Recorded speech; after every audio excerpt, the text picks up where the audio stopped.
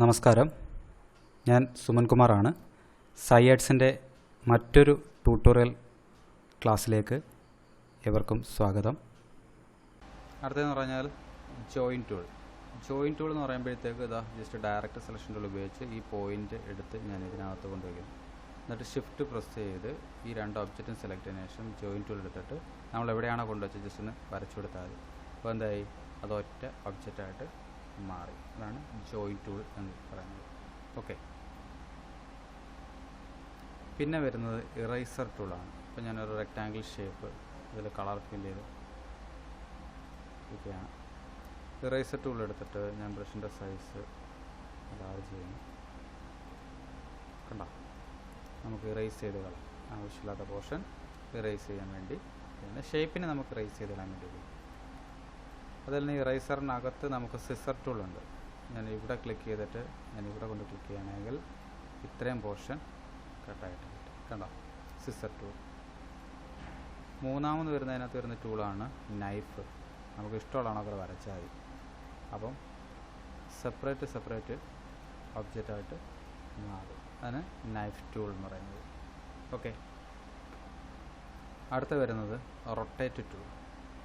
Rotate tool എന്ന് പറയുമ്പോൾ ഞാനൊരു ഷേപ്പ് വരച്ചിട്ടുണ്ടെങ്കിൽ ഇപ്പോൾ ഞാൻ റൊട്ടേറ്റ് ടൂൾ എടുത്തു കഴിഞ്ഞാൽ അതിൻ്റെ സെൻറ്ററിലൊരു പോയിൻ്റ് ഉണ്ട്. കണ്ടോ, ഞാൻ റൊട്ടേറ്റ് ചെയ്ത് കഴിഞ്ഞാൽ അതിനെ ബേസ് ചെയ്തായിരിക്കും റൊട്ടേറ്റ് ആവുന്നത്. ഇപ്പോൾ ഞാൻ ആൾട്ട് പ്രസ് ചെയ്ത് just mouse left button click ചെയ്യുകയാണെങ്കിൽ ഒരു കോപ്പി ആയി. കൺട്രോൾ ഡി പ്രസ് ചെയ്ത് കഴിഞ്ഞാൽ കോപ്പി ടു കോപ്പി. കണ്ടോ, അപ്പോൾ നമ്മൾ എവിടെയാണ് ആ പോയിൻ്റ് കൊണ്ടുവയ്ക്കുന്നത് ആ പോയിൻ്റ് അനുസരിച്ചായിരിക്കും റൊട്ടേറ്റ് ആവുന്നത്. അപ്പോൾ ഞാൻ റൊട്ടേറ്റ് ടൂൾ എടുത്തതിന് ശേഷം ഞാൻ ഈ സൈഡിൽ എവിടെയെങ്കിലും കൊണ്ടുവയ്ക്കുകയാണെങ്കിൽ ജസ്റ്റ് ആൾട്ട് പ്രസ് കഴിഞ്ഞാൽ അതനുസരിച്ചായിരിക്കും കോപ്പി വർക്കൗട്ട് ചെയ്യുന്നത്. Okay, rotate tool. അതിനകത്തുള്ള രണ്ടാമത്തെ ടൂൾ എന്ന് പറയുന്നത് റിഫ്ലക്റ്റഡ് ടൂൾ എന്ന് പറയുമ്പോൾ ഞാൻ അതൊരു ഷേപ്പ് ഉണ്ടാക്കിയാണ്. അപ്പം ഷേപ്പ് ക്രിയേറ്റ് ചെയ്ത് നമുക്ക് കിട്ടാൻ sir reflected tool. Okay, reflected tool എടുത്തതിന് ശേഷം ഞാൻ റിഫ്ലക്ഷൻ ഞാൻ ഇവിടെ ഇരിക്കുകയാണ്. കണ്ടോ, ആ പോയിൻ്റ് ഞാൻ ഇവിടെ കൊണ്ടുവച്ചു. എന്നിട്ട് മൗസ് ഒന്ന് ക്ലിക്ക് ചെയ്ത് ലെഫ്റ്റ് ഷിഫ്റ്റ് പ്രസ് ചെയ്യുക, ആൾട്ട് പ്രസ് ചെയ്യുക. അപ്പോൾ എനിക്ക് എന്തായി, ഓപ്പോസിറ്റ് അതിൻ്റെ റിഫ്ലക്ഷൻ കിട്ടി. കണ്ടോ, രണ്ടും. അപ്പോൾ നമുക്ക് എവിടെയാണോ കൊണ്ടുവയ്ക്കുന്നത് അതനുസരിച്ചായിരിക്കും റിഫ്ലക്റ്റ് ആകുന്നത്. അപ്പോൾ ഞാൻ ഇവിടെയാണ് കൊണ്ടുവയ്ക്കുന്നതെങ്കിൽ ഞാൻ തിരിച്ച് നോക്കുകയാണെങ്കിൽ ആൾട്ടും ഷിഫ്റ്റും പ്രസ് ചെയ്ത് കഴിഞ്ഞാൽ ഒരു കോപ്പി വരും. കണ്ടോ, റിഫ്ലക്റ്റഡ് ടൂൾ എന്ന് പറയുന്നത്. ഓക്കെ,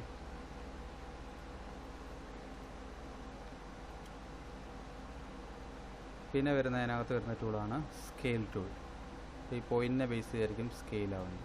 അപ്പോൾ ഈ പോയിൻ്റ് ഞാൻ ഇവിടെയൊക്കെ ക്ലിക്ക് ചെയ്യുകയാണെങ്കിൽ അതനുസരിച്ചായിരിക്കും ഇവിടെ സ്കെയിലിങ് വർക്കൗട്ട് ചെയ്യുന്നത്.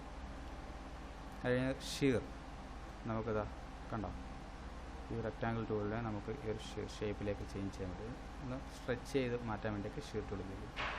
അതിനകത്ത് നിന്ന് റീഷേപ്പ് ടൂൾ.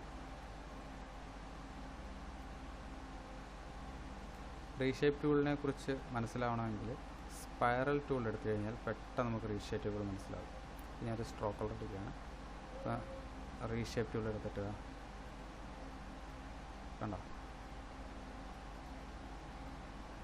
വലിച്ചിളക്കി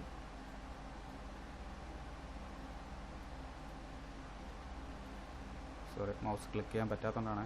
ഓക്കെ, കണ്ടോ, റീഷേപ്പ് ടൂൾ. ഇതാണ് റീഷേപ്പ് ടൂളിൻ്റെ ഒരു പ്രത്യേകത എന്ന് പറയുന്നത്. ഓക്കെ, അടുത്ത വരുന്ന ടൂള് വിഡ്ത്ത് ടൂൾ എന്ന് പറയുമ്പോഴത്തേക്ക് ഞാനിപ്പോൾ ഇവിടെ ഒരു ലൈൻ സെഗ്മെൻറ്റ് വരയ്ക്കുന്നു. അതിൻ്റെ സൈസ് ഒന്ന് അഡ്ജസ്റ്റ് ചെയ്യുന്നു. വിഡ്ത്ത് ടൂൾ എടുത്തിട്ട് ഞാൻ എന്താ കണ്ടോ, അതിനകത്തുകൊണ്ട് വെച്ചിട്ട് ഒരു ഷേപ്പ് ക്രിയേറ്റ് ചെയ്യും. കണ്ടോ, ഇതാണ് വിഡ്ത്ത് ടൂൾ എന്ന് പറയുന്നത്. അത് നമ്മളിപ്പം പെൻ ടൂൾ വെച്ച് വരച്ചാലും ശരി തന്നെ സ്ട്രോക്കിൻ്റെ സൈസ് കുറച്ചൊന്ന് ലാർജ് ചെയ്യുക. വിഡ്ത്ത് ടൂൾ എടുത്തിട്ട് ഇവിടെ കൊണ്ട് ക്ലിക്ക് ചെയ്ത് കഴിഞ്ഞാൽ കണ്ടോ, ഇതാണ് വിഡ്ത്ത് ടൂളിൻ്റെ പ്രത്യേകത എന്ന് പറയുന്നത്. റാപ്പ് ടൂൾ എന്ന് പറയുമ്പോഴത്തേക്ക് കണ്ടോ, അപ്പോൾ അത് ഔട്ട്ലൈൻ ആയതുകൊണ്ടാണ് അങ്ങനെ വരുന്നത്. അപ്പോൾ ഞാനൊരു റെക്റ്റാങ്കിൾ ഷേപ്പ് വരച്ച് ജസ്റ്റ് കളർ ഫിൽ ചെയ്തിട്ട്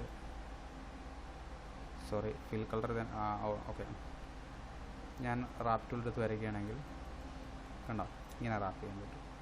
അതിനകത്ത് തന്നെ ഡ്രിൽ ടൂളുണ്ട്, കണ്ടോ.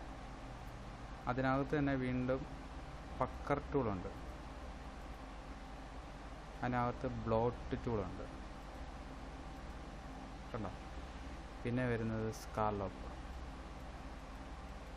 അപ്പോൾ ഈ പോർഷനാണ്, കണ്ടോ, സ്കാർലോപ്പ് ഒരു ഷേപ്പിൽ ക്രിയേറ്റ് ചെയ്യാൻ വേണ്ടി ഇത് ഉപയോഗിക്കുന്നത്. പിന്നെ ക്രിസ്റ്റലൈസ്, കണ്ടോ. പിന്നെ വരുന്നതാണ് റിങ്കിൾ, കണ്ടോ. ഈ ടൂളുടെ ഉപയോഗം ഇങ്ങനെയാണ്. പിടികിട്ടിയല്ലോ. റെക്റ്റാങ്കിൾ ടൂൾ എടുത്തതിന് ശേഷം അടുത്ത ടൂൾ ഫ്രീ ട്രാൻസ്ഫോം. ഇതിലുപയോഗിക്കുന്ന പോലെ തന്നെയാണ് ഫ്രീ ട്രാൻസ്ഫോം ടൂള്. ജസ്റ്റ് നമുക്ക് റൊട്ടേറ്റ് ചെയ്യാം, സ്കെയിൽ ചെയ്യാം. പക്ഷേ അതിനെക്കാട്ടും കൂടുതൽ നമ്മളിവിടെ സെലക്ഷൻ ടൂളിൽ തന്നെ നമുക്കിത് ഫ്രീ ട്രാൻസ്ഫോം ടൂള് ഉപയോഗിക്കുന്നുണ്ട്. പിന്നെ വരുന്നത് puppet wrap tool. Just click ചെയ്ത് കഴിഞ്ഞാൽ ഇതാ നമുക്ക് എനിക്കൊരു ഷേപ്പ്, കണ്ടോ, ക്രിയേറ്റ് ചെയ്യാൻ പറ്റും. Puppet wrap tool. അപ്പോൾ എൻ്റെ ഷേപ്പ് ഇതിലേക്ക് മാറി, കണ്ടോ. റെക്റ്റാങ്കിൾ ഷേപ്പിന് ഈ ഒരു ഷേപ്പിന് മാറ്റാൻ വേണ്ടി പപ്പറ്റ് ടൂൾ ഉപയോഗിക്കുന്നു.